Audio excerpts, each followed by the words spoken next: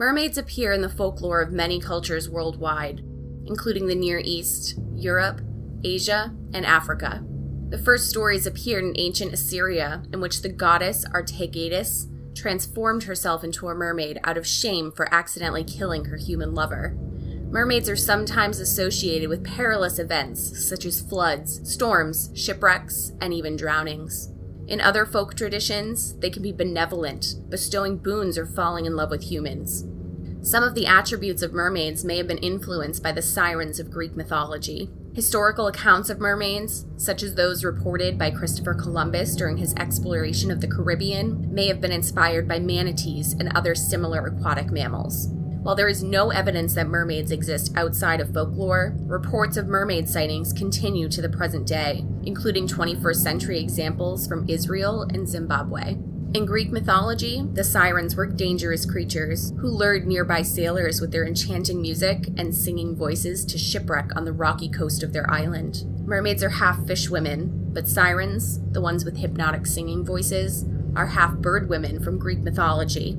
On the other hand, sirens and mermaids have been conflated for a long time. When did it begin? Sirens first appeared in Homer's Odyssey in the 8th century BC. Homer doesn't really describe them all. All we know is that their song will ensnare anyone who hears it. Later writers specify that sirens possess wings, or that they have the heads of beautiful women and bodies of birds. They may have drawn on Near Eastern myth creatures like the Ba of Egyptian cosmology. Human-faced birds were closely associated with the other world. Sirens mourned the dead in funerary art, and they were connected to Persephone, queen of the underworld. Homer may have felt no need to describe sirens, since his audience would have known the context. Desponia Theophakis, however, suggests that sirens could have gained avian attributes after Homer, when others sought to illustrate his work.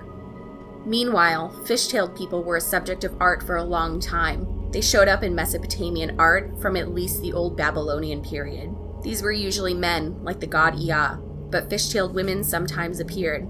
Then, in medieval times, sirens stopped being bird ladies and became fish ladies. But birds and fish aren't typically interchangeable. What happened?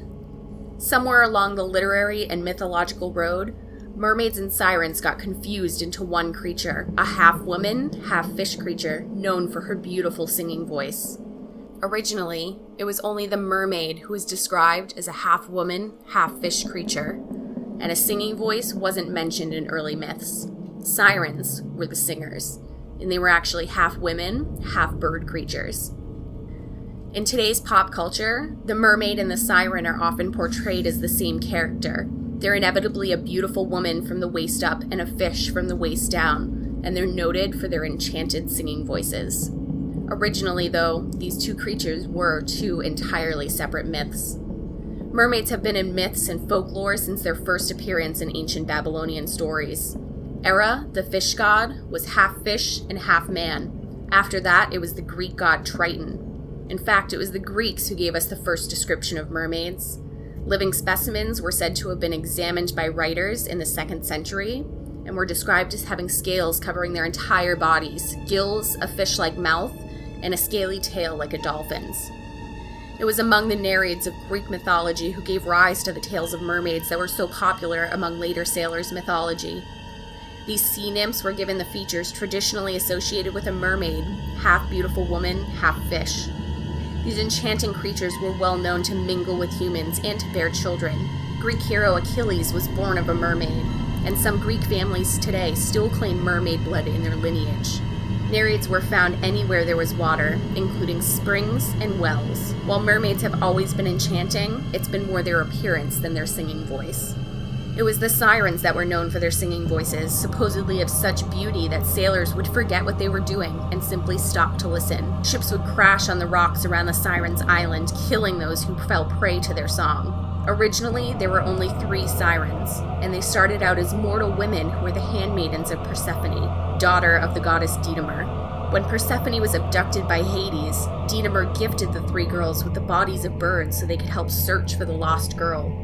When they couldn't find her, they eventually gave up and went to live on the island of Anthemosa, cursed by Didymer, who was angry at the abandonment of their search, to remain in their half-bird form. The Sirens were further cursed when they entered a singing competition with the Muses and lost their contest, as well as their wings and many of their feathers. Eventually, the Sirens died with the fulfillment of a prophecy that should anyone be able to resist their song, the Sirens would perish. And they did. When Odysseus had his men block their ears and then tied himself to the mast of his ship so he could listen but not interfere, the Sirens hurled themselves into sea and died as he passed. Sirens and mermaids have been confused for a long time, well before Pierce Anthony and C.S. Lewis assigned mermaids their singing voices. Thomas Hoccleve's La Mal Regale, written in the 15th century, clearly refers to mermaids luring men to death with their song. Strangely, it is this melding of the two creatures that has persisted throughout the centuries. According to sailors' logs and records dating back to the 1600s, mermaids were very, very real. Although obviously debunked, the myth of the mermaid has continued, with some sightings being reported as late as 2009. I hope you all enjoyed this little mythology lesson that I did here today. Let me know how excited you are for island living. If you did enjoy this video, please give it a thumbs up down below. If you're new here, or you're not new here and you're not subscribed yet, make sure you hit that subscribe button, and I'll see you guys next time. Bye!